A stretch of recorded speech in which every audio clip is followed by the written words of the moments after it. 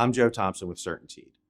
In this video, I'm going to show you how to install base flashing on the outside corner of a parapet wall. I'll be using Flintlastic SA self-adhered membranes, but the detail steps are the same with any modified asphalt application method. First, when putting your field membrane in place, make relief cuts in all roofing layers to allow the membrane to take the shape of the corner.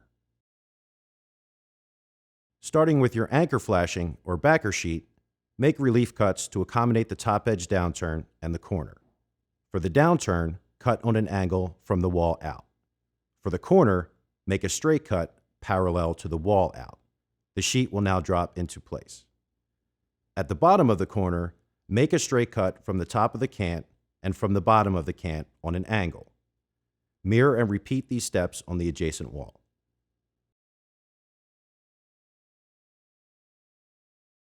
When applying your cap flashing, no cut is necessary on the top of the corner, but similar cuts are required at the bottom corner. Mirror those cuts on the adjacent wall. FlintBond, or another approved surface treatment, is required anywhere an overlap occurs onto a granulated surface. To ensure the bottom of the corner is watertight, affix 2 patches where the corner cuts were made.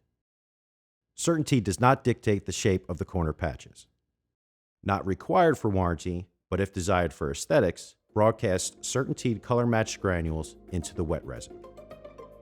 For more information, visit CertainTeed.com/commercial roofing for construction details, or contact CertainTeed Commercial Roofing Technical Services.